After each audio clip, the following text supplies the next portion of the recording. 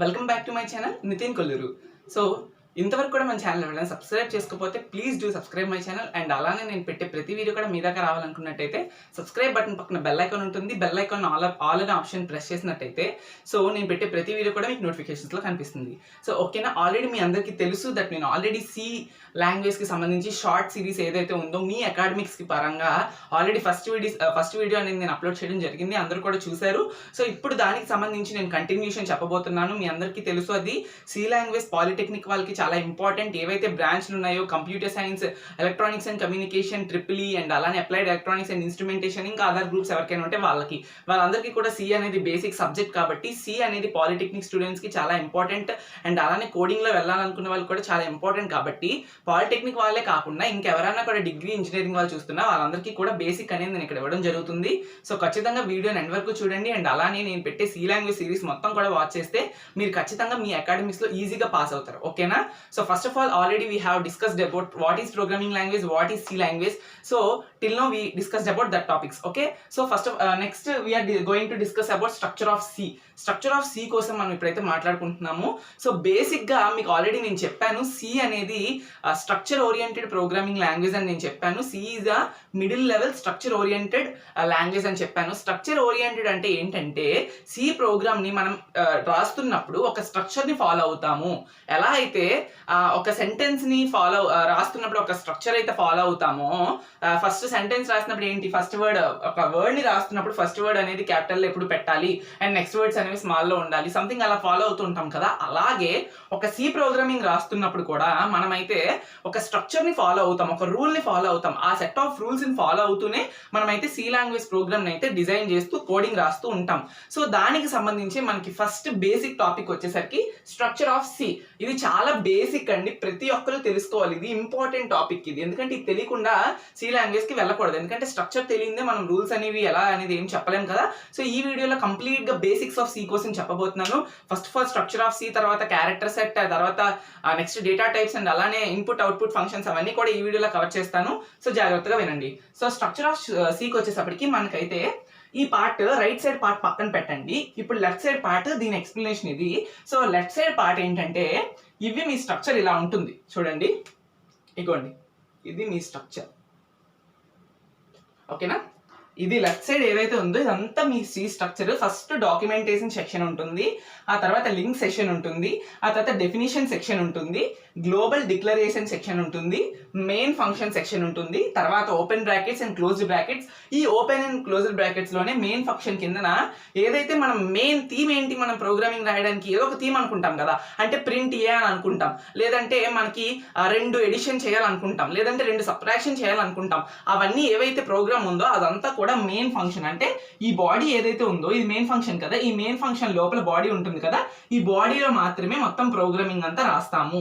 పైన అంతా కూడా ఏం చేస్తామని నేను చెప్తాను. సో ఇదంతా స్ట్రక్చర్ ఆఫ్ సి. తర్వాత క్లోజ్డ్ బ్రాకెట్స్ పెట్టేసిన తర్వాత ఇది ఏదైతే ఉందో ఇది సబ్ ప్రోగ్రామ్ సెషన్. ఇదంతా ఆప్షనల్. ఇదంతా అంటే ఇప్పుడు మనం ఒక ప్రింట్ ఆఫ్ స్టేట్మెంట్ లేదంటే స్కాన్ ఆఫ్ స్టేట్మెంట్, మీకు తర్వాత చెప్తాను ప్రింట్ ఆఫ్ స్కాన్ ఆఫ్ కోసం. సో ఇంకా స్టేట్మెంట్స్ ఎక్కువ పెరిగిపోతూ ఉన్నప్పుడు సబ్ ప్రోగ్రామ్ సెక్షన్ కి వస్తాం. అంటే నెంబర్ ఆఫ్ ఫంక్షన్స్ ఇంకా పెరుగుతుంటే ప్రోగ్రామ్ అనేది పెద్దది అవుతున్న కొద్దీ మనం ఇక్కడ అయిపోయింది అనుకోండి వెల్ అండ్ గుడ్, లేదంటే ప్రోగ్రామ్ ఇంకా పెద్ద చేయాలనుకుంటే సబ్ ప్రోగ్రామ్ సెక్షన్ ఉంటుంది.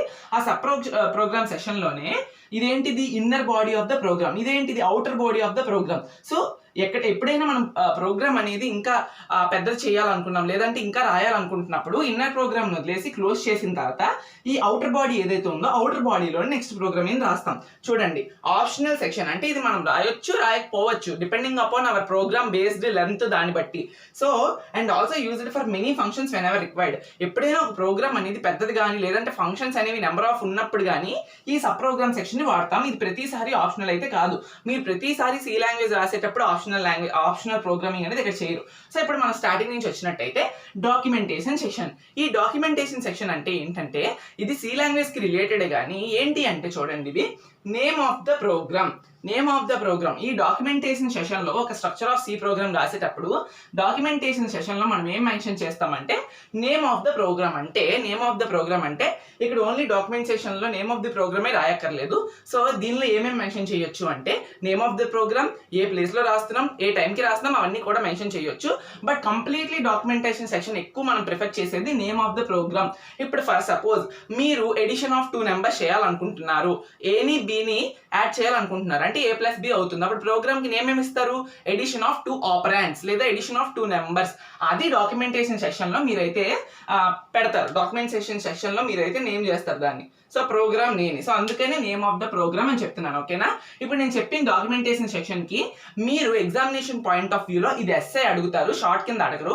ఒకవేళ ఎస్ఐలో అడిగినట్టయితే ఫస్ట్ మీ స్ట్రక్చర్ ఆఫ్ సి అని చెప్పేసి టోటల్గా ఇదంతా ఇలా రాసేసిన తర్వాత key points from structure of C అని పెట్టుకొని డాక్యుమెంటేషన్ సెక్షన్ హెడ్డింగ్ పెట్టి it includes the name of the section అని చెప్పి ఎగ్జాంపుల్ కింద మీరు ఏదైనా ఒక ఎగ్జాంపుల్ అంటే ఎడిషన్ ఆఫ్ 2 నెంబర్స్ అలాంటివి పెట్టి రాయాలి. అండ్ ఎప్పుడు కూడా ఇంకోటి గుర్తుపెట్టుకోండి, మీరు ఏదైనా ఒక ప్రోగ్రామ్ని నేమ్ ఆఫ్ ది ప్రోగ్రామ్ రాయాలనుకున్నప్పుడు ఇలాంటి బ్రాకెట్స్ అనేవి మీరు వాడాలి.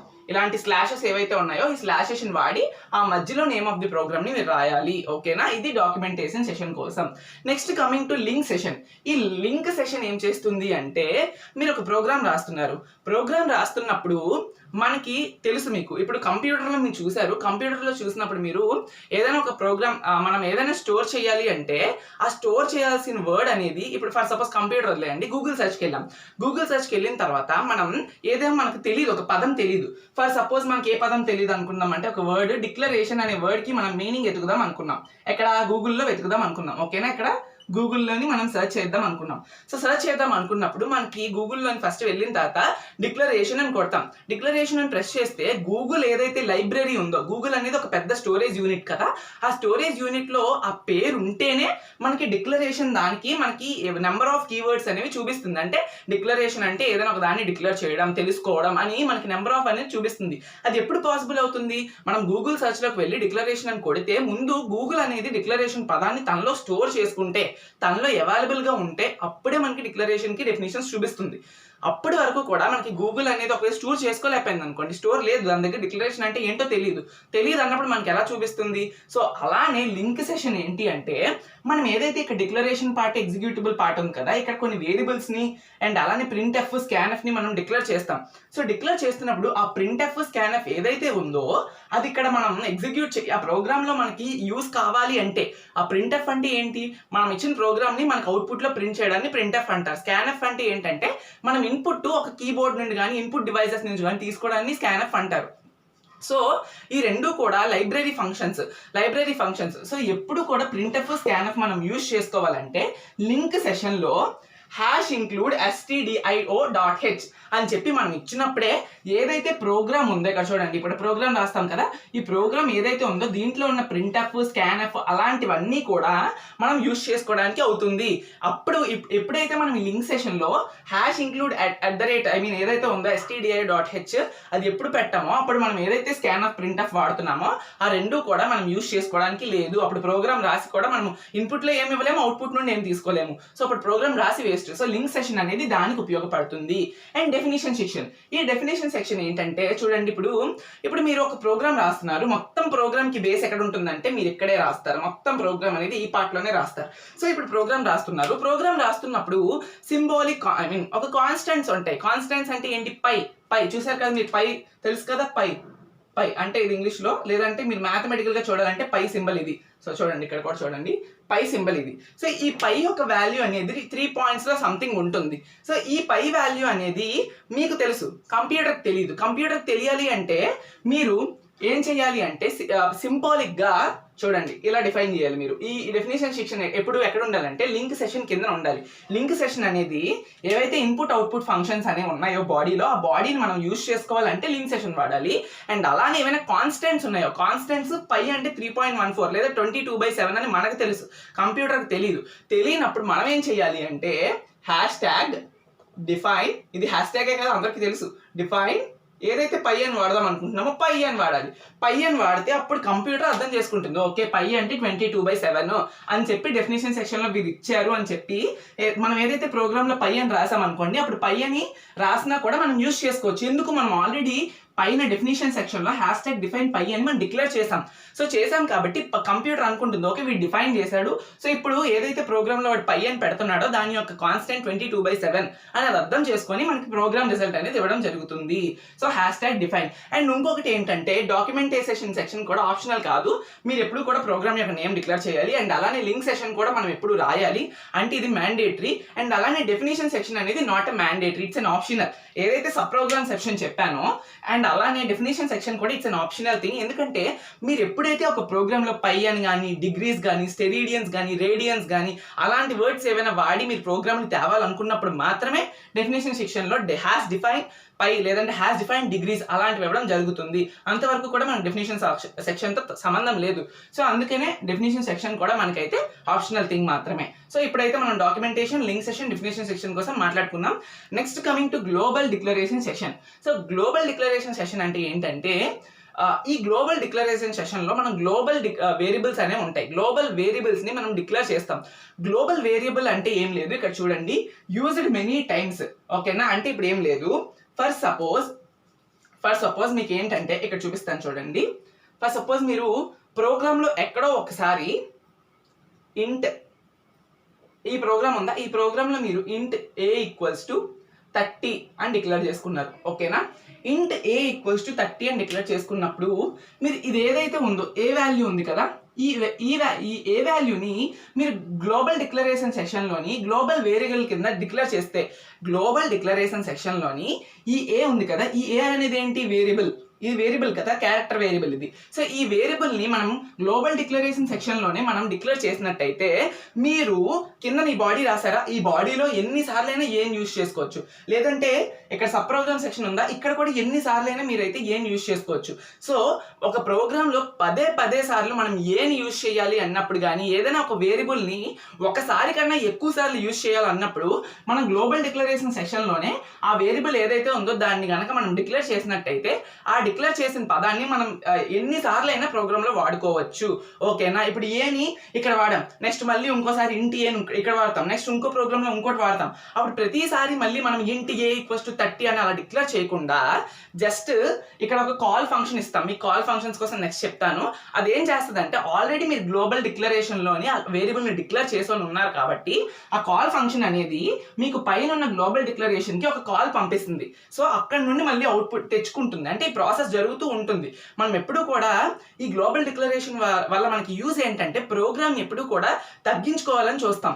ఇప్పుడు ఇంటి ఏ అనేది మనం ఇక్కడ వాడాము, తర్వాత ఇంకో దగ్గర వాడాము, మళ్ళీ ఇంకో దగ్గర వాడాము, ప్రోగ్రామ్ లెంత్ పెరుగుతూ ఉంటుంది. అంత బాధ ఎందుకు, ఓన్లీ గ్లోబల్ డిక్లరేషన్ సెషన్లో మనం వేరియబుల్ని డిక్లేర్ చేసుకున్నట్టయితే జస్ట్ యూజింగ్ కాల్ ఫంక్షన్ మనం ఎన్నిసార్లు కావాలంటే అన్నిసార్లు ఆ వేరియబుల్ని మనం తెచ్చుకోవచ్చు. అంటే ప్రతిసారి కూడా ఒక్కసారి డిక్లేర్ చేయడంతోనే మనకైతే ఆ వేరియబుల్ యూజ్ అవుతుంది. సో అర్థమయ్యే ఉంటుంది కదా, అంతే. ఇది గ్లోబల్ డిక్లరేషన్ సెషన్కి యూజ్డ్ మెనీ టైమ్స్. ఓకే, అంతే. సో ఇప్పటి వరకు మనం documentation section, link session, definition section, global declaration session కోసం మాట్లాడుకున్నాం. నెక్స్ట్ కమింగ్ ఏంటంటే main function. This is the main part of the program. So ఏదైనా స్ట్రక్చర్ ఆఫ్ సిలోని ఒక ప్రోగ్రామ్ రాస్తున్నప్పుడు మనం using this set of rules, the main and most important is this main function. ఎందుకంటే ఇక్కడ వరకు రాసినవి డాక్యుమెంటేషన్ సెషన్ అనేది క్వశ్చన్ అన్నట్టు, నేమ్ ఆఫ్ ద సెషన్ అన్నట్టు, లింక్ సెషన్ అనేది మనం ప్రోగ్రామ్ పైన రాస్తాము, ఇది కూడా ఇంపార్టెంటే. Definition session, global declaration session ఏంటంటే వెన్ ఎవర్ రిక్వైర్డ్, ఇవన్నీ ఆప్షనల్, ప్రతిసారి అయితే మనం రాయము. While coming to main function, ప్రతిసారి కూడా మెయిన్ తోనే మనమైతే ప్రోగ్రామ్ ని స్టార్ట్ చేస్తున్నాం. మెయిన్ ఫంక్షన్ ఏంటంటే, so we're giving to compiler అని ఒకటి ఉంటుంది. ఇదంతా ప్రోగ్రామ్ ఉంటుంది కదా, ఈ ప్రోగ్రామ్ అంతా మనం మిడిల్ లెవెల్ లాంగ్వేజ్ లో రాస్తాం. బట్ కంప్యూటర్కి అర్థమయ్యేది ఏంటి, only binary numbers, that is 0 and 1. So ఈ ప్రోగ్రామింగ్ మొత్తం అంతా మనం రాసిన తర్వాత ఎంటర్ కొడతాం కదా, ఎంటర్ కొట్టిన తర్వాత మొత్తం అంతా ఈ ప్రోగ్రామ్ కంపైలర్ తీసుకుంటుంది. కంపైలర్ తీసుకొని ఒక device, that is the compiler is a device, ఇలా ఉంటుంది అనుకోండి సంథింగ్. కంపైలర్ అనేది ఒక డివైస్. ఆ కంపైలర్ తీసుకొని దాని యొక్క అవుట్పుట్ అనేది, ప్రోగ్రామింగ్ అవుట్పుట్ అనేది కంప్యూటర్కి 0s and 1s కింద ఇస్తుంది. అప్పుడు మనకి కంప్యూటర్ అనేది దానికి అర్థమైంది కాబట్టి ఎడిషన్ చేయమని మనం చెప్పుంటాం కాబట్టి, మీరు ఇక్కడ చూడండి 1 minute, ఇక్కడ చూస్తే మీరు జస్ట్ ఇదంతా దీనికి సంబంధించిన కాబట్టి జస్ట్ వినండి. ఏంటంటే ఇక్కడ మీరేమో మీ ప్రోగ్రామ్ని రాశారు. ప్రోగ్రామ్ రాసినప్పుడు కంపైలర్ అనేది దాన్ని బైనరీ కింద మార్చింది. అప్పుడు ఏదైతే కంప్యూటర్ ఉందో దానికి బైనరీకి మీకు అర్థమైంది, దానికి బైనరీ నెంబర్స్ అర్థమైపోతాయి. ఇప్పుడు ఇక్కడ రాసింది కంప్యూటర్కి మీ బైనరీ నెంబర్లో అర్థమైంది. బైనరీ నెంబర్లో అర్థం అవ్వగానే మనం ఏదైతే ప్రోగ్రామ్ రాసామో కంప్యూటర్ అది అర్థం చేసుకొని మనకి రిక్వైర్డ్ అవుట్పుట్ అనేది ఇస్తుంది. సో అది కంపైలర్ పని. సో ఇప్పుడు మెయిన్ ఫంక్షన్ చూస్తే మెయిన్ ఫంక్షన్ నుండి మొత్తం ఏదైతే మనం మెయిన్ థీమ్ ఉందో, ఇప్పుడు ఎడిషన్ చేయాలనుకుంటున్నాం 2 నెంబర్స్ని, ఆ ఎడిషన్ ప్రోగ్రామ్కి సంబంధించిన మొత్తం స్టేట్మెంట్స్ ఎక్కడ రాయాలి? I mean print F, scan F, లేకపోతే డిక్లరేషన్, ఇనిషియలైజేషన్, ఎగ్జిక్యూషన్ మొత్తం అన్ని కూడా మనకి మెయిన్ ఫంక్షన్లోనే జరుగుతాయి. And coming to this main function అనేది మనం ఇలా రాసుకోవచ్చు, వాయిడ్ అని చెప్తాం కదా, వాయిడ్ మెయిన్. వాయిడ్ అనేది ఒక కీవర్డ్, వాయిడ్ మెయిన్ అని చెప్పి ఇలా పెడతాం. స్క్వేర్ బ్రాకెట్స్ కాకుండా ఇలా ఉంటాయి కదా, ఈ బ్రాకెట్స్ పెడతాం. అండ్ అలానే వాయిడ్ మెయిన్ కానీ లేదంటే ఇంట్ మెయిన్ కానీ ఇవన్నీ ఏంటంటే keywords along with main function. ఓకేనా? ఇవి పెట్టి ఇక్కడ వాయిడ్ మెయిన్ కానీ ఇంట్ మెయిన్ కానీ అని పెట్టి కంప్యూటర్ చెప్తున్నాం మనం దట్ ఏంటంటే ఇక్కడ నుంచి మెయిన్ ఫంక్షన్ స్టార్ట్ అవుతుంది అని పెట్టి open brackets and closed brackets మధ్యలో body of the computer, body of the function. అంటే ఏంటి అంటే declaration part, executable part. For suppose మీరు ఎడిషన్ చేయాలనుకుంటున్నారు, ఏకి బికి మధ్యన ఎడిషన్ ఆపరేషన్ చేయాలనుకుంటున్నారు. ఎడిషన్ ఆపరేషన్ చేయాలంటే ఫస్ట్ ఏ బి అనేది మీరు డిక్లేర్ చేయాలి. డిక్లేర్ చేయాలంటే ఎలా డిక్లేర్ చేస్తారు? ఈ డిక్లరేషన్ పార్ట్ ఉందా, ఈ డిక్లరేషన్ పార్ట్ దగ్గర మీరు ఇంట్ ఏ కామా బి అని చెప్పి సెమీకాలం ఇస్తారు. అంటే ఏం చెప్పారంటే ఇక్కడ డిక్లరేషన్ అంటారు, ఈ ఇంటి ఏ కామా బి అనే పార్ట్ ని డిక్లరేషన్ పార్ట్ అంటారు. అంటే ఏంటంటే ఏ బి వేరియబుల్స్ అనేవి ఇంటీజర్ టైప్ కాన్స్టాంట్స్ ని స్టోర్ చేసుకుంటాయని. ఇప్పుడు ఎడిషన్ అనేది దేని మధ్య చేస్తారు? 2 కాన్స్టెంట్ మధ్య చేస్తారు. అంటే 1+2 అనుకుందాం. సో 1+2 అనేవి ఏ టైపు? ఇంటీజర్ టైప్ కదా. ఆ ఇంటీజర్ టైప్ కాబట్టి అవి ఈ ఏ అండ్ బిలో ఏ అనేది 1లో స్టోర్ అవ్వాలి, బి అనేది 2లో స్టోర్ అవ్వాలంటే ఇంట్ ఇవ్వాలి. ఎందుకు ఇంట్ ఇవ్వాలంటే ఎడిషన్ చేస్తున్నామంటే న్యూమరికల్స్ ని స్టోర్ చేసుకుంటున్నాం. సో మనం ఇక్కడ ఏం డిక్లేర్ చేస్తున్నామంటే ఇంట్ ఏ కామా బి అంటే ఏ అండ్ బి అనేది ఇంటీజర్ టైప్ వాల్యూస్ ని స్టోర్ చేసుకుంటున్నాయి అని చెప్పి ఈ డిక్లరేషన్ పార్ట్ లో డిక్లేర్ చేస్తున్నాం. అర్థం కాకపోతే జాగ్రత్తగా స్కిప్ చేసుకుండా వినండి. ఓకేనా? అండ్ నెక్స్ట్ ఇక్కడ డిక్లరేషన్ అయిపోయిన తర్వాత మనం ఇప్పుడు ఈ ఏ అండ్ బికి వాల్యూ స్టోర్ చేయాలి కదా. స్టోర్ చేయాలంటే ఇనిషియలైజ్ చేయాలి. ఇనిషియలైజ్ అంటే ఏమీ లేదు, యూజింగ్ అసైన్మెంట్ ఆపరేటర్. అంటే ఏం లేదు, A equals to B equals to అని తీసుకొని మళ్ళీ ఇక్కడ ఇంట్ అక్కర్లేదు, ఎందుకంటే ఆల్రెడీ ఇంట్ అనేది మనం రాసాం కదా. So A equals to B equals to అని తీసుకొని ఏలో 1 ఇద్దాం అనుకుందాం, 2లో 1 ఇద్దాం అనుకున్నాం. సో అసైన్మెంట్ ఆపరేటర్ అంటే ఇదిగోండి ఈక్వల్స్ టు ఉంది కదా, దీన్ని అసైన్మెంట్ ఆపరేటర్ అంటారు. సో ఇప్పుడు ఈ పార్ట్ ని డిక్లరేషన్ అంటే ఈ పార్ట్ ని ఇనిషియలైజేషన్ అంటారు. అంటే ఏ అండ్ బి వాల్యూకి ఇక్కడ డిక్లేర్ చేసాము, ఇక్కడ ఏం చేసాం? ఇనిషియలైజ్ చేసాం, అంటే వాల్యూస్ ని అసైన్ చేసాం. సో మెయిన్ గా పార్ట్ లోని డిక్లరేషన్ పార్ట్, ఇనిషియలైజేషన్ పార్ట్ అయిపోయింది. ఎగ్జిక్యూటబుల్ పార్ట్ అంటే ఏంటంటే సో ఇప్పుడు ఏలో 1 ఉంది, బిలో 2 ఉంది. ఇప్పుడు మీరు ఏం చెయ్యాలి? ఒక లాజిక్ రాయాలి. లాజిక్ అంటే ఏం లేదు, sum equals to A plus B అని రాయాలి. సో ఏ ప్లస్ బి అని రాస్తే ఏలో ఉన్న వాల్యూ బిలో ఉన్న వాల్యూ ప్రింట్ అయ్యి మనకు అవుట్పుట్ వస్తుంది. అవుట్పుట్ రావాలంటే ఏం చేయాలి? ఈ ప్రింట్ఎఫ్ స్టేట్మెంట్ ఉంది కదా, ఈ ప్రింట్ఎఫ్ స్టేట్మెంట్ ని మీరు ఏం చేయాలంటే ప్రింట్ఎఫ్ అని పెట్టి addition of A and B అని పెడితే మీకైతే అవుట్పుట్ లోని addition of A and B is 3 అని చెప్పి మనకైతే అక్కడ రావడం అనేది జరుగుతుంది. సో టోటల్ గా ప్రోగ్రామ్ అనేది ఇక్కడే జరుగుతుంది. Declaration part, initialization part and logic part and printf ఇదంతా కూడా ఎగ్జిక్యూటబుల్ పార్ట్ లోని, డిక్లరేషన్ పార్ట్, ఇనిషియలైజేషన్ అంతా డిక్లరేషన్ పార్ట్ లోని జరగడం జరుగుతుంది. సో మీరంతా ఎక్స్ప్లెయిన్ చేయాలి. స్ట్రక్చర్ ఆఫ్ సి రాస్తున్నప్పుడు డాక్యుమెంటేషన్ సెక్షన్ కోసం పెట్టి 2 చిన్న ముక్కలు నేను చెప్పిన రాయండి. Link session, definition session, global declaration session, main section అని హెడ్డింగ్ పెట్టేసి ప్రోగ్రామ్ స్టార్ట్స్ ఫ్రమ్ హియర్ అని పెట్టి డిక్లరేషన్ పార్ట్ అంటే డిక్లరింగ్ అ వేరియబుల్ అని రాస్తారు. అండ్ ఇనిషియలైజేషన్ పార్ట్ అంటే initializing a variable to initializing a constants to variable అని రాయాలి. అండ్ ఎగ్జిక్యూటబుల్ పార్ట్ అంటే in this part we're going to apply some logic and we're using printf and scanf statements అని చెప్పి మీకు simple గా అవగొట్టేయాలి. అంతే తప్ప మీరు బట్టి రాయకూడదు. ఇప్పుడు నేను చెప్పిన దాన్ని బట్టి ఈజీగా రాసేయండి. ఓకేనా? So next coming for program sub program session ఇక్కడ అయిపోయింది. ఇంకా మోర్ దెన్ 1 ఫంక్షన్ అంటే ఇక్కడ ప్రింట్ఎఫ్ రాసాము. ఇంకా పెద్ద ప్రోగ్రామ్స్ తీసుకున్నట్టయితే బోల్డ్ అండ్ ప్రింట్ఎఫ్లు వస్తూ ఉంటాయి. లేదంటే ఇంకో కొంచెం లాజిక్ అప్లై చేద్దాం అనుకుంటున్నాం, అలాంటప్పుడు మాత్రమే సబ్ ప్రోగ్రామ్ సెషన్ లో ఉన్న ఈ ఫంక్షన్స్ ఏవైతే ఉన్నాయో అవన్నీ మనకి రిక్వైర్డ్. అండ్ ఇది కూడా ఆప్షనల్. ఎప్పుడైతే ప్రోగ్రామ్స్ పెద్ద ఉన్నప్పుడు మాత్రమే మనకైతే ఇప్పుడు సబ్ ప్రోగ్రామ్ సెషన్ అనేది యూస్ఫుల్ ఉంటుంది. సో టోటల్ గా స్ట్రక్చర్ ఆఫ్ సి దీనికి ఇలా హెడ్డింగ్ అన్ని పెట్టేసి రాసేసిన తర్వాత మీరు నేను చెప్పిన డాక్యుమెంటేషన్ క్వశ్చన్ అంటే ఏంటి, ఇంకేంటి అని మొత్తం కూడా మీరు రాయాలి.